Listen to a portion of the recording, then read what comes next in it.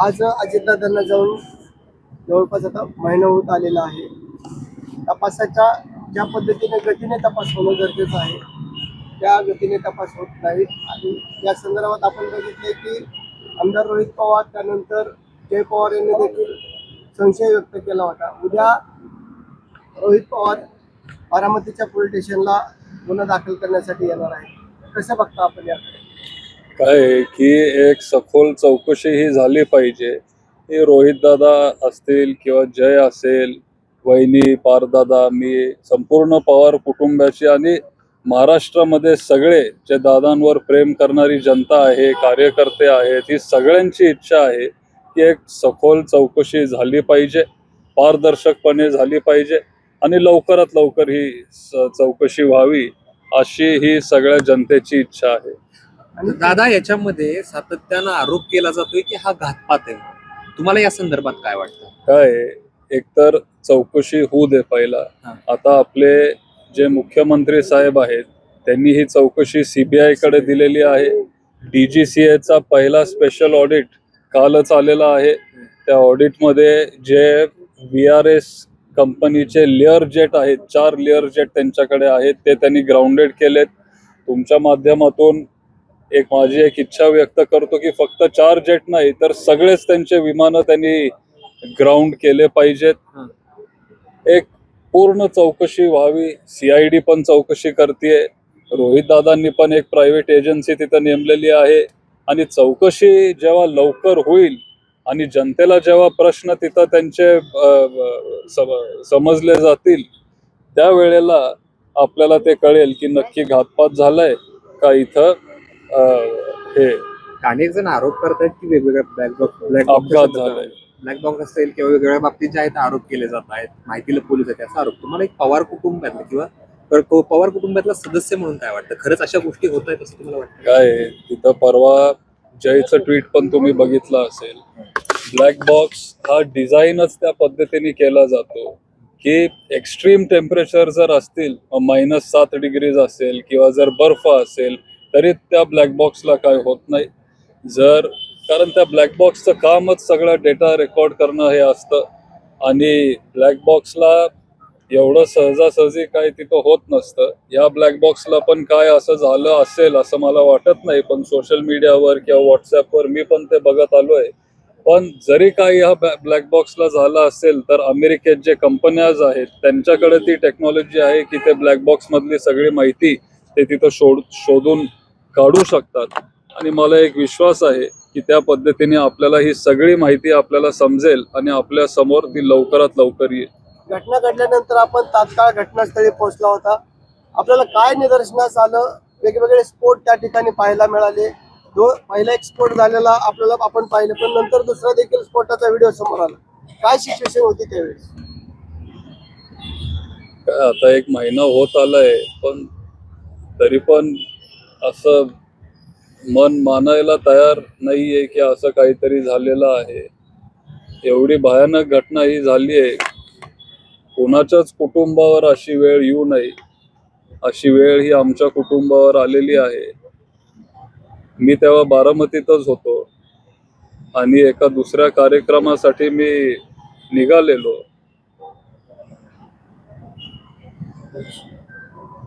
आणि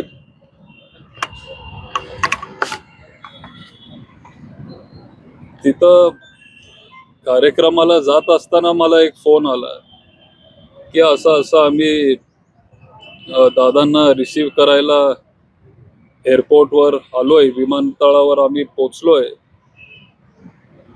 आणि दादांच्या विमानाचा एक ऍक्सिडेंट झालाय असं तिथं मला साधारण 8:55 मला फोन आला. जे कार्यकर्ते तिथं दादांना रिसीव्ह करायला गेलेले त्यांनीच मला फोन केला. मी इथं बारामतीत असतो त्याच्यामुळे त्यांना वाटलं असेल की कोणतरी कुटुंबातलं तिथं लवकर यावं. आणि ही कंपनी किंवा ह्या कंपनीचे प्लेन जे आहेत VRS यांचं रेप्युटेशन नेहमी खराबच होतं. असंच एक विमान 2023 मध्ये मुंबईत क्रॅश लँड झालेलं, ते विमान रनवेवर असं जाऊन कोसळलं, तुटलं. पण अजून काही सिरियस तिथं झालं नव्हतं. त्याच्यामुळं मलाही तेव्हा वाटलं की एखाद्या वेळेस क्रॅश लँडिंग झालं असेल किंवा रनवेवर विमान घसरलं असेल, असं काहीतरी होईल हे माझ्या स्वप्नात सुद्धा आलं नव्हतं. आणि मी लगेच तिथं बारामती एअरपोर्टवर पोचलो. मीच तिथं पहिल्यांदा पोचलो. बारामती विमानतळावर गेल्यावर मला काहीच तिथं दिसलं नाही. गाडी मग मी माझी रनवेवर घेतली आणि 11 नंबर रनवे जिथं हे झालंय तिथं मी माझी गाडी तिथं घेऊन गेलो आणि खालती 50 फुटीच्या अंतरावर तिथं आपल्या दादांचं विमान तिथं मला दिसलं. आणि मग तिथून ते सगळं ऍक्सिडेंट बघितल्यावरच ते माझ्या लक्षात आलं. विमान खाक झालेलं, काहीच तिथं शिल्लक नव्हतं. फक्त आपण जे विमानाचं टेल म्हणतो ती टेलच तिथं आपल्याला दिसत होती. तिथून मग मी मेडिकल कॉलेजला आलो आणि बाकीचे सगळे. विमानामध्ये इतर आपण जे म्हणतो फ्यूल होतं, कॅन्ड होते, त्यामुळे ते स्फोट झाले आणि म्हणून एवढा मोठा स्फोट झाला असं देखील त्या ठिकाणी संशय व्यक्त केला जातो. असं माझ्याही कानावर आलंय. कारण ते विमान बारामतीला आलं आणि मग लगेच दादांची सभा झाल्यावर ते मुंबईला जाणार होतं. आणि मी असंही ऐकलंय की पैसे वाचवण्यासाठी VRS कंपनीने त्या विमानात थोडं जास्त फ्यूल तिथं टाकलेलं होतं, म्हणजे रिफ्युलिंग करायची गरज पडली नाही पाहिजे, कंपनीचे पैसे वाचले पाहिजेत. त्या कंपनीचा मेंटेनन्स रेकॉर्ड पण खूप काही चांगला नव्हता. आणि हे सगळे गोष्टी DGCA चे जे स्पेशल ऑडिट त्यांनी VRS वर केलं, त्या माध्यमातून काल संध्याकाळी ते बाहेर आलं, आपल्याला ते बघायला मिळालं. दादा, रोहित दादा उद्या येत आहेत आणि तक्रार दाखल करण्याची इथं मागणी करणार आहेत. कसं बघताय? नाही, आज ते तिथं मुंबईला होते. मरीन लाईन्स पोलीस स्टेशन मध्ये ते तिथं गेलेले. तिथंही त्यांनी FIR दाखल करण्याचा एक प्रयत्न केला. त्यांनी तो FIR बहुतेक तिथं घेतला नाही आणि त्याच्यामुळं उद्या ते सकाळी बारामतीत येत आहेत. बारामती पोलीस स्टेशन मध्ये ते तिथं जाणार आहे. मी पण त्यांच्यासोबत उद्या तिथं जाणार आहे आणि VRS कंपनी असेल, या कंपनीच्या विरोधात आम्ही तिथं FIR दाखल करणार आहे.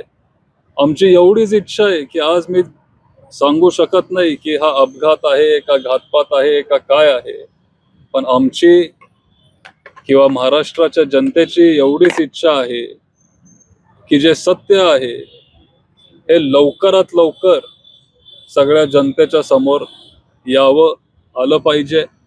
आणि त्याच्यामुळं वेगळ्या वेगळ्या माध्यमातून आम्ही चौकशीची मागणी करतोय आणि लवकरात लवकर आम्हाला सगळ्यांना कळावं की नक्की हे का कशामुळं झालंय ते आपल्या समोर यावं. अजितदादांच्या जाण्यानंतर आपण बघितले की पवार साहेबांनी पत्रकार परिषदेमध्ये जी दोन्ही राष्ट्रवादी एकत्र येणार होत्या त्या संदर्भातला व्हिडिओ देखील समोर केला आणि 12 फेब्रुवारीला हे दोन्ही राष्ट्रवादी एकत्र येणार होते. परंतु नंतर अजितदादानंतर वेगवेगळ्या नेत्यांनी U-टर्न घेतल्याचं आपल्याला पाहायला मिळतं. भविष्यात काय होईल दोन्ही राष्ट्रवादी काँग्रेसचं एकत्र येतील काय हे सगळं आपला पक्ष एक होणार होता हे खरं आहे. त्याच्यामुळं बारामतीत पण आपण एकत्र लढलो. नगरपालिकेत जरी आपण वेगळे होतो तरी जिल्हा परिषद आणि पंचायत समिती दोन्ही पक्ष एकत्र आलेले.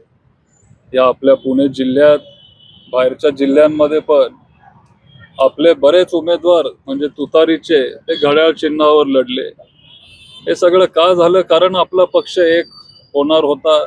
दादांची ती इच्छा होती की साहेबांसाठी आपण ते केलं पाहिजे, सगळं ठरलेलं. आणि बारामतीत पण आपण एकत्र आले. तुम्ही जर आता अलीकडचे पोस्टर जर बघितले असतील तर सगळ्यांचे फोटो तिथं होते. एकच चिन्ह होतं आपलं, घड्याळ चिन्हावर आपले सगळे उमेदवार तिथं उभे होते. तुम्हीच मला सांगा की जर आपण एकत्र येणार नसतो तर मग असं हे सगळं झालं असतं का? दादा, याच्यातून अनेक प्रश्न. आताच स्टेटस काय?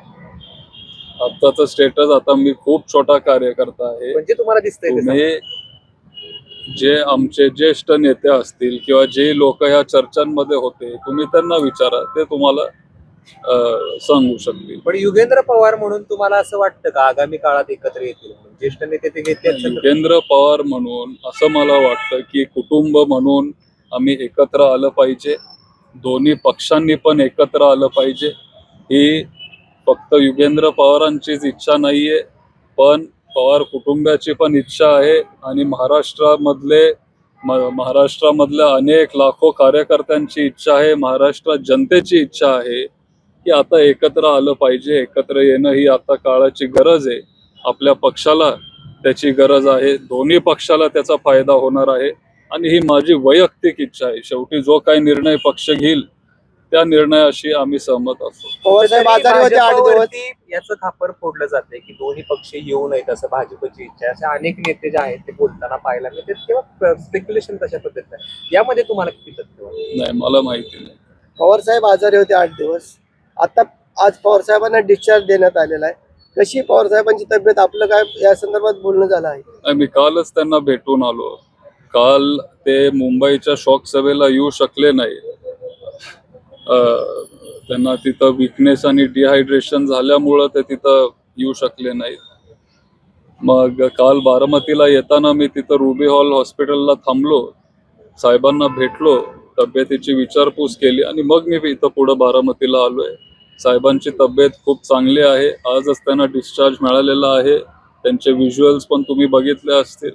आता ते नीट आहेत, फक्त थोडी विश्रांतीची गरज आहे. 2-3 दिवस ते विश्रांती घेतील किंवा डॉक्टरांच्या सल्ल्यानुसार ते विश्रांती घेतील आणि त्यांच्या कामाला ते लागतील. भारत पवारांना राज्यसभेवर पाठवलं जाईल असं त्याची चर्चा, या संदर्भात काय बोलणं किंवा काय नाही, तो त्यांच्या पक्षाचा प्रश्न आहे की त्यांना कुणाला राज्यसभेला पाठवायचं आहे ते. पण शेवटी पार्थ पवार हे माझे मोठे भाऊ आहेत. त्यांना जर तिथं पक्षाकडून संधी मिळत असेल तर मग मला आनंदच होईल. ते नक्की दिल्लीत जाऊन चांगलं काम करतील आणि मला आनंद आहे. थँक्यू साहेब. अशी चर्चा अशी चर्चा आहे की नाही, काय आहे, आता 5 मार्च पर्यंत आपल्याकडे वेळ आहे. फॉर्म भरण्याची वेळ आता अजून किती, साधारण 10-12 दिवस आता आहेत आपल्याकडे. आज मी ऐकलं की बहुतेक आज साहेब मुंबईला जातील आणि मग आपण म्हणजे पुढं काय होतंय, सगळे जे आपले तिन्ही पक्ष आहेत महाविकास आघाडीचे ते एकत्र बसतील आणि ते ठरवतील. साहेबांशी काय बोलणं झालं या संदर्भात किंवा नाही. जायची इच्छा आहे किती वेळ कारण नाहीये. तुमच्या प्रचाराच्या वेळेस त्यांनी सांगितलं होतं आता मी संसदीय लोकशाहीमधनं बाजूला होते, कुठलीही निवडणूक नाही. पण आताची जर प्राप्त परिस्थिती बघायचं झालं तर पुन्हा एकदा ते जातील असं चर्चा आहे. काय आहे, राजकारण जरी तुम्ही बाजूला ठेवलं तर आपल्या देशाला साहेबांची गरज आहे. साहेबांनी एवढा अनुभव दुसऱ्या कुठल्याच नेत्याला नाही. मग तुम्ही राजकारण जरी बाजूला ठेवलं ह्याच्यामध्ये, तर कालच किंवा परवा साहेबांची 60 वर्ष राजकारणात पूर्ण झाली. एवढा मोठा अनुभव असलेला नेता आपल्या भारतात नाही आणि त्याच्यामुळं सगळ्याच पक्षांना साहेबांसारख्या नेतृत्वाची गरज आहे. जर तिथं गेले तर मग आपल्या देशाला फायदा होईल आणि त्यांनी तिथं जावं. एबीपी माझा, उघडा डोळे बघा नीट.